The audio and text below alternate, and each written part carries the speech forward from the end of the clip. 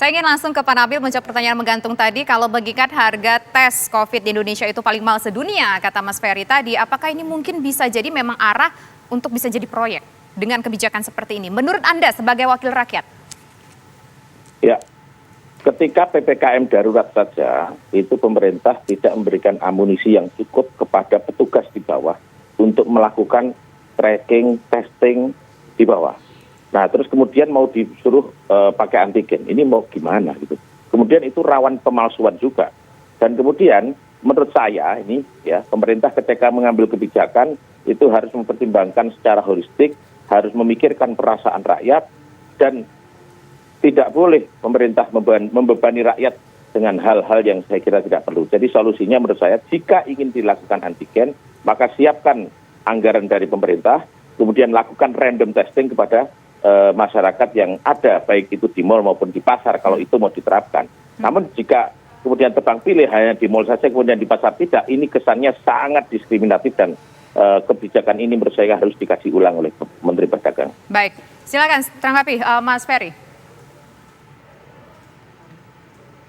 Ya, menurut saya sekali lagi saya ingatkan lebih baik pemerintah introspeksi saja bahwa memang harus mengakui bahwa selama ini skenario penanganan pencegahan COVID-19 ini sudah salah sejak awal.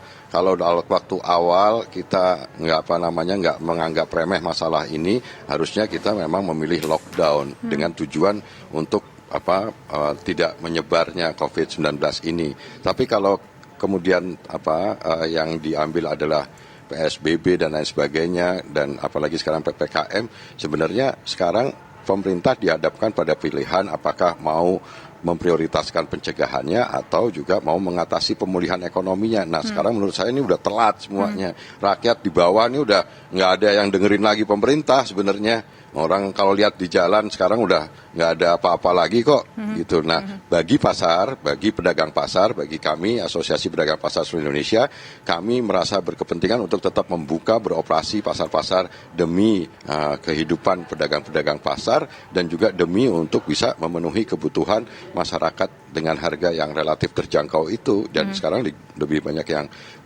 butuh dan daya belinya juga banyak yang sedang turun. Jadi menurut saya kalau kami di pasar itu sudah operasi, tetapi protokol kesehatannya ya cukup pakai masker, terus kemudian jaga jarak, kemudian kalau ada cuci tangan dan lain sebagainya kita akan bisa sediain.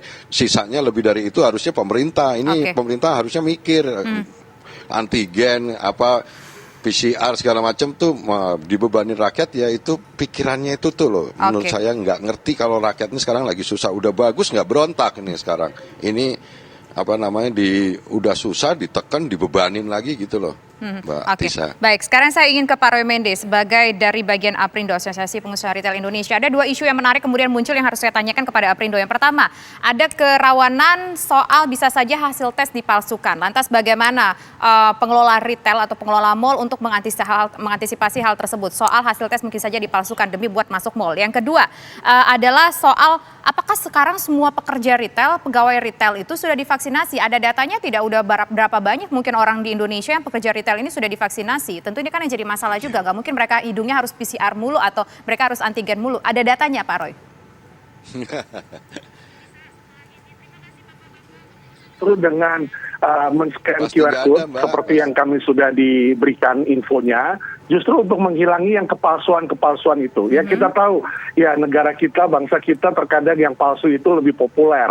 Ya, surat vaksin palsu, kemudian PCR palsu, apapun kalau bisa dipalsukan.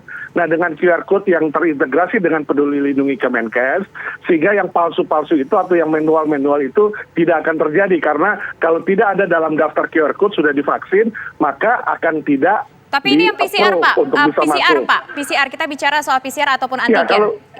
Gimana untuk mengecek keabsahannya? Kalau PCR sebenarnya ini yang kemarin pemberitaan yang sebenarnya keburu keluar yang nggak sesuai.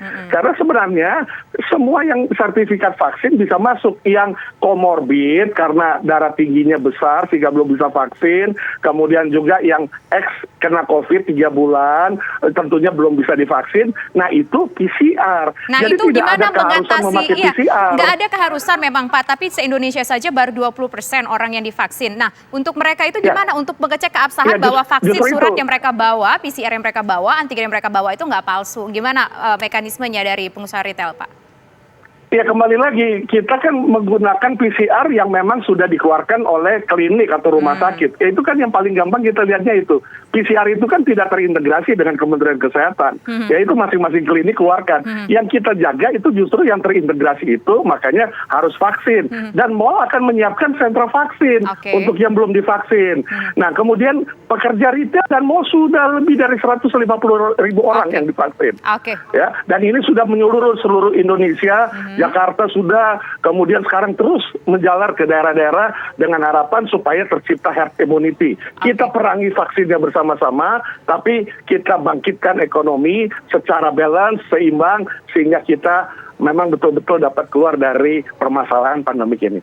Oke, baik. Terima kasih Bapak. Sebetulnya diskusi kita sangat menarik karena ini menyangkut hajat hidup orang banyak tentunya ya. Masyarakat bagaimana memenuhi kebutuhannya, bagaimana juga melakukan aktivitas-aktivitasnya. Tapi sayang sekali waktu kita terbatas. Terima kasih Pak Nabil, terima kasih Pak Roy, dan terima kasih juga Mas Ferry sudah bergabung bersama kami di program Kabar Petang Pilihan. Pemirsa, kami masih akan kembali dengan informasi menarik lainnya sesaat lagi.